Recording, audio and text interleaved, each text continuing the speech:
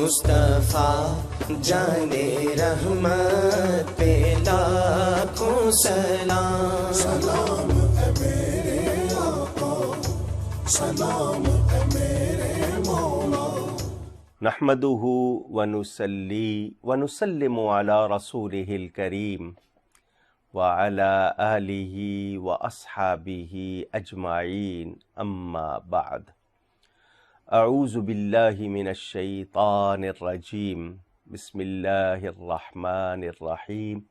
ناظرین و سامعین، السلام علیکم ورحمۃ اللہ وبرکاتہ۔ تحفہ درود و سلام۔ ماہ میلاد شریف کی ان مبارک ساعتوں میں درود و سلام کے حوالے سے کچھ پیاری پیاری باتیں آپ تک پہنچا رہا ہوں۔ آیت درود و سلام نازل ہوئی، میں نے پہلی نشست میں پڑھی تھی، پھر پڑھ رہا ہوں۔ ان اللہ و ملائکتہ یصلون علی النبی یا ایھا الذین آمنوا صلوا علیہ وسلموا تسلیما، اللہم صل وسلم وبارک علی سیدنا محمد وعلی آلہ وصحبہ صلاۃ و سلاما علیک یا سیدی یا رسول اللہ۔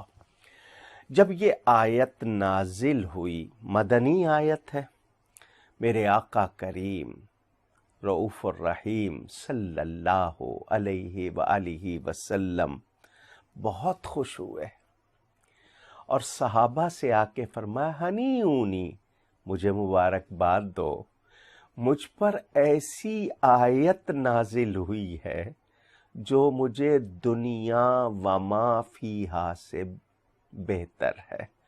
دنیا وما فیہا کا مطلب دنیا اور جو کچھ اس میں ہے اس سے پیاری۔ کیا مطلب؟ کہ اللہ تعالی مجھ پر درود و سلام بھیجتا ہے، تو یہ حکم نازل ہوا تو حضور صلی اللہ علیہ وآلہ وسلم بہت خوش ہوئے۔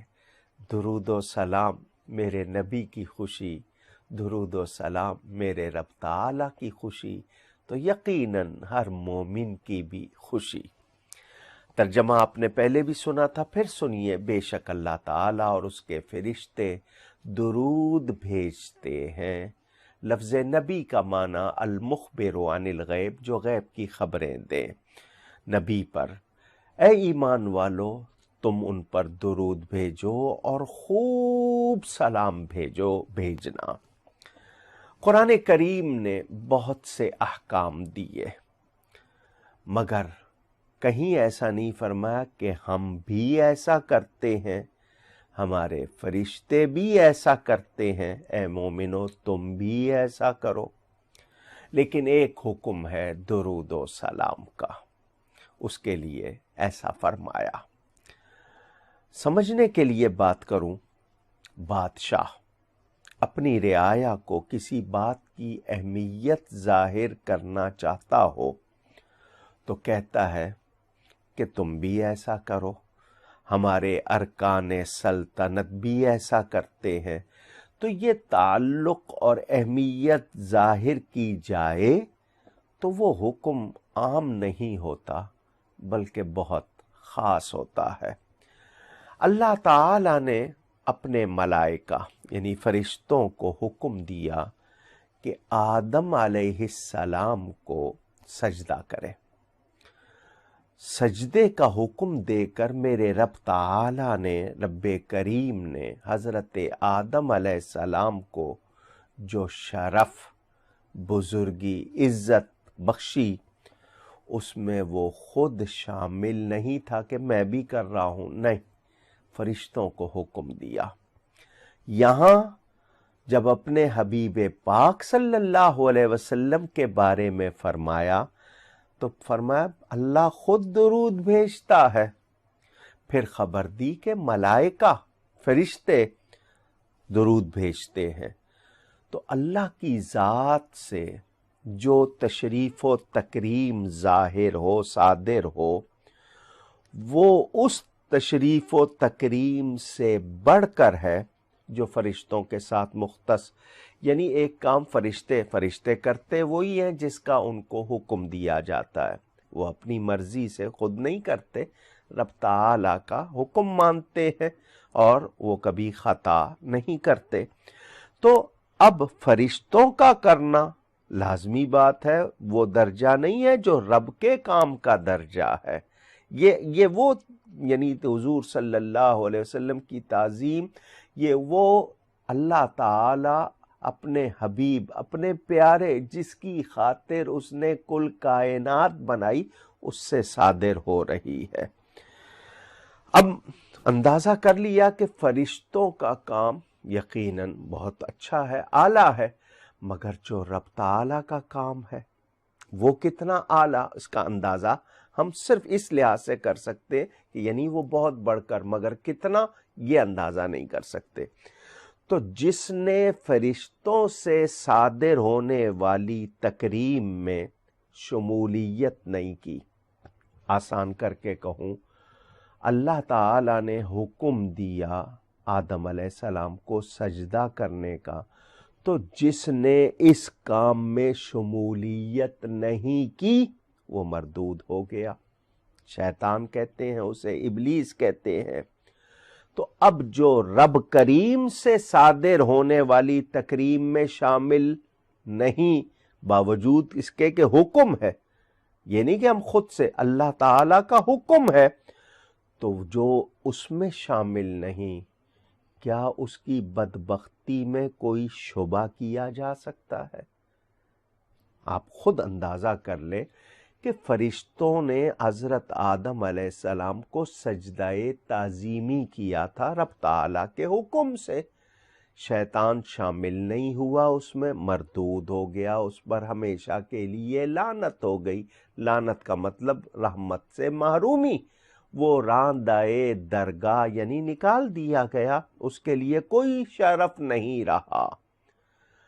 صرف آدم علیہ السلام کی تعظیم نہیں کی، فرشتوں نے کی، اس نے نہیں کی، مردود ہو گیا۔ یہاں رب تعالی خود فرما رہا ہے کہ میں درود بھیجتا ہوں، پھر فرمایا میرے فرشتے بھی بھیجتے ہیں۔ تو وہ کام جو فرشتوں نے کیا، شیطان نے نہیں کیا، مردود ہو گیا۔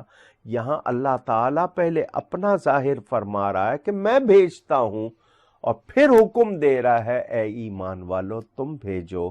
تو جو اس میں شمولیت نہیں کرے گا، جو اس حکم کی پیروی نہیں کرے گا، اس کی بدبختی میں کوئی شبہ نہیں کیا جا سکتا، وہ یقیناً شیطان سے بھی زیادہ بدبخت شمار ہوگا۔ اللہ تعالی مخلوق سے غنی، بے پرواہ، اس کو کسی کی حاجت نہیں، کسی کی ضرورت نہیں، وہ کسی کا محتاج نہیں۔ ہم یہ باتیں سوچ بھی نہیں سکتے اس کے لیے، وہ مجبور بھی نہیں ہے، اس کو کوئی زبردستی اس کے ساتھ نہیں ہو سکتی، سوچا بھی نہیں جا سکتا، مگر وہ اپنے محبوب پر درود بھیجتا ہے، بے پرواہ ہے، غنی ہے، بے نیاز ہے، مگر اپنے حبیب پاک صلی اللہ علیہ وسلم پر درود بھیجتا ہے۔ تو کس قدر ترغیب، اس میں کتنی رغبت ہونی چاہیے۔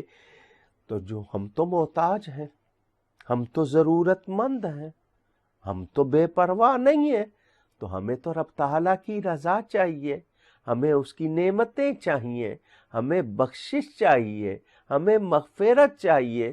وہ غنی ہے، محبوب پہ درود بھیجتا ہے، اور اس کی مہربانی کہ وہ ہمیں فرما رہا ہے تم بھیجو، تو یہ تو کرم ہے۔ اس کے باوجود ہم میں کمزوری ہو، کمی ہو، کجی ہو، تو پھر ہماری کتنی کوتاہی ہوگی، اور ہم اپنے آپ کو خود کتنا محروم کر لیں گے، اس کا اندازہ کر لیجئے۔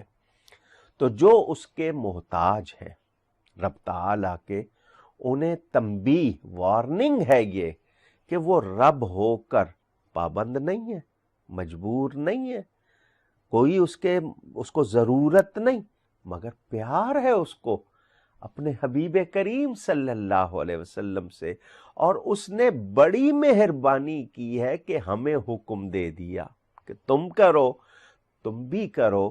تو اب وہ کام جو خود رب تعالیٰ فرما رہا ہے، میں سمجھانے کے لیے ایک بات اور کروں۔ مصطفیٰ جانے رحمت پہ لاکھوں سلام، سلام اے میرے آقا، سلام اے میرے مولا، مصطفیٰ جانے رحمت پہ لاکھوں سلام، سلام اے میرے آقا، سلام اے میرے مولا۔ میں 100 مرتبہ نہیں، 1000 مرتبہ روزانہ کہوں سبحان اللہ، اس کے معنی ہے اللہ پاک ہے۔ میں بار بار کہہ رہا ہوں سبحان اللہ، سبحان اللہ، سبحان اللہ، اللہ پاک ہے۔ تو کیا وہ میرے کہنے سے پاک ہو رہا ہے؟ نہیں۔ کیا اس کی پاکی میں کوئی اضافہ ہو رہا ہے؟ نہیں۔ نہ کہوں تو کوئی کمی ہوگی؟ نہیں۔ وہ تو پاک ہے، خود سے پاک ہے، اور جیسا وہ پاک ہے کوئی اور پاک ہو ہی نہیں سکتا ویسا۔ جو اس کے لیے پاکیزگی کا تصور وہ کسی اور کے لیے ہم کر بھی نہیں سکتے، وہ ہر طرح سے پاک ہے۔ مگر میں پھر بھی کہہ رہا ہوں وہ پاک ہے، وہ پاک ہے، وہ پاک ہے۔ تو کیا میرے اس کہنے سے اللہ تعالیٰ کو کچھ فرق پڑتا ہے؟ نہیں۔ نہ کہوں تو کچھ فرق پڑے گا؟ نہیں۔ مگر انعام کیا ہے کہ میں جب کہتا ہوں بار بار سبحان اللہ، سبحان اللہ، اللہ پاک ہے، اللہ پاک ہے، تو رب کی طرف سے انعام ملتا ہے، بندے میں تو پاک ہوں، مگر تو بار بار میری پاکی کا ذکر کر رہا ہے، اس کلمے کا ورد کر رہا ہے، تجھے گناہوں سے پاک کر دوں، تجھے خامیوں سے پاک کر دوں۔ کہ اللہ تعالیٰ جب درود بھیج رہا ہے تو حضور صلی اللہ علیہ وسلم پر ہمارا درود کیا اثر کرے گا جب اللہ بھیج رہا ہے؟ لیکن ہم جب بھیجتے ہیں تو کرم ہوتا ہے، ایک تو خوشی ان کی، اور دوسرا یہ کہ میں 1 مرتبہ درود بھیجوں، مجھ پر 10 مرتبہ درود بھیجا جاتا ہے، میرے 10 گناہ معاف ہوتے ہیں، میرے 10 درجے بلند ہوتے ہیں۔ اور کون سا عمل ہے ایسا جس کو کر کے میں یہ شان حاصل کر سکتا ہوں؟ میں نماز پڑھتا ہوں، میں نے بہت اچھی طرح کوشش کر کے اپنی طرف سے وضو کیا کہ وضو میں کوئی کمی نہ رہ جائے، میں نے نماز ادا کرنے میں بھی اپنی طرف سے پوری کوشش کی کہ صحیح ادا ہو جائے۔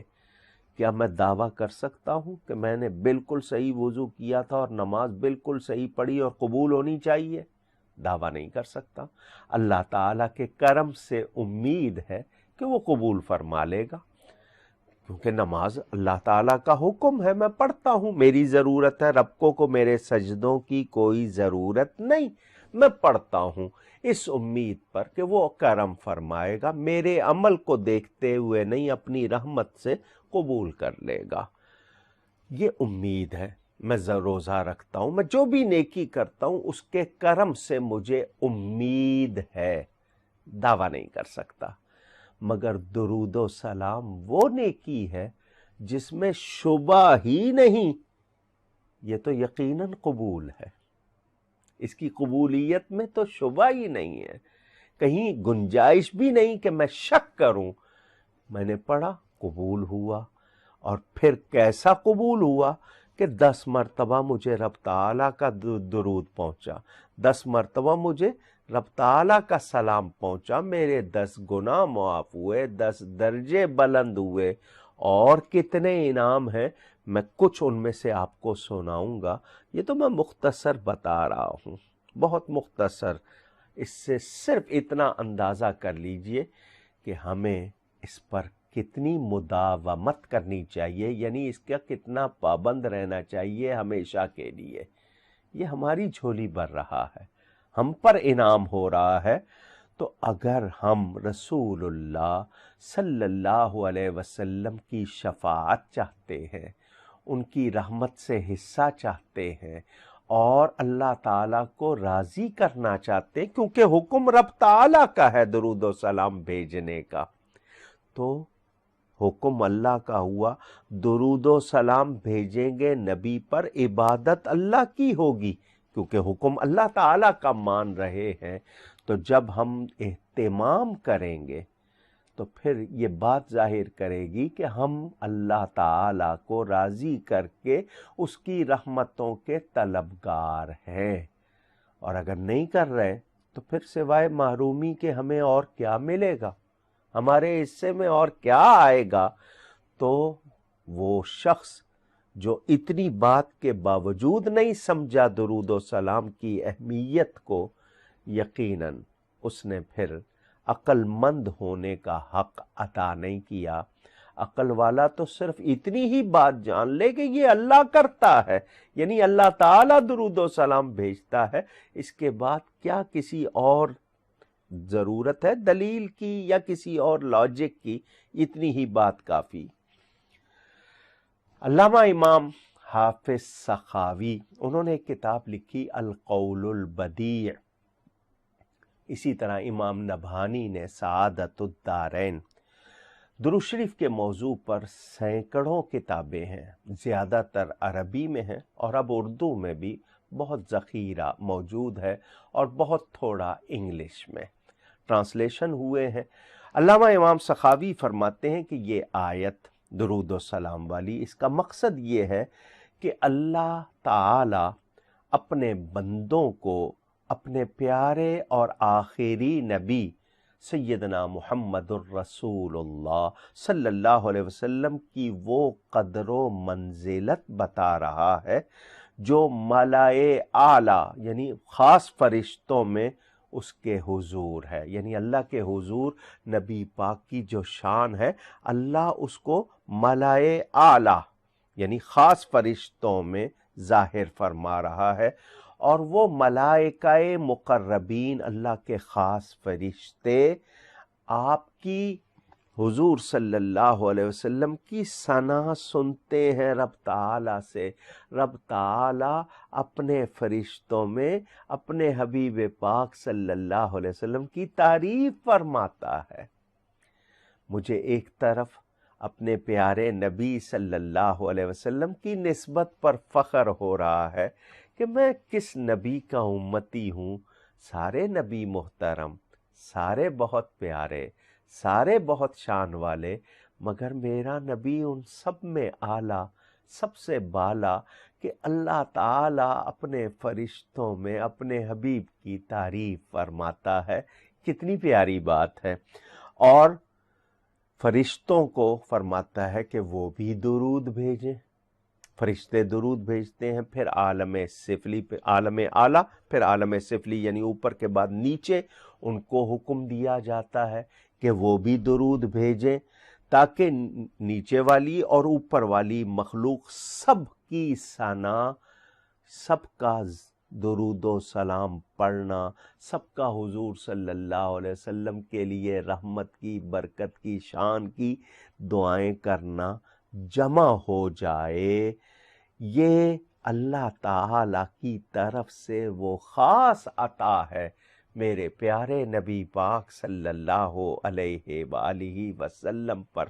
یہاں ایک بات کرتا چلوں، میں جب بھی ذکر کر رہا ہوں، خود بھی پڑھ رہا ہوں، آپ بھی یہ اپنا لیجئے، جہاں ان کا ذکر آئے کہیے صلی اللہ علیہ وسلم، اتنا سا کلمہ آپ کہیں گے، درود و سلام ہو جائے گا، کیونکہ درود کا لفظ بھی ہے، سلام کا لفظ بھی۔ میں بھی، آپ بھی، اگر ہم نے 10 مرتبہ بالفرض کہا ایک نشست میں، 100 نیکیاں مل گئیں، 100 گناہ معاف ہو گئے، 100 درجے بلند ہو گئے۔ کتنا فائدہ ہے، کتنی عطا ہے، کتنا پیارا ہے یہ ذکر درود و سلام کا، کتنا اچھا تحفہ ہے یہ درود و سلام کا۔ یہ ذکر جاری ہے۔ درود و سلام کے حوالے سے آج کی نشست کا وقت پورا ہوا۔ الصلاۃ والسلام علیک یا رسول اللہ وعلی آلک واصحابک یا حبیب اللہ۔ گفتگو میں کوئی غلطی ہوئی ہو، اللہ کی بارگاہ میں توبہ کرتا ہوں، آئندہ نشست میں ملاقات ہوگی۔ والسلام علیکم ورحمۃ اللہ وبرکاتہ۔ مصطفیٰ جان رحمت پہ لاکھوں سلام، سلام اے میرے آقا، سلام اے میرے مولا،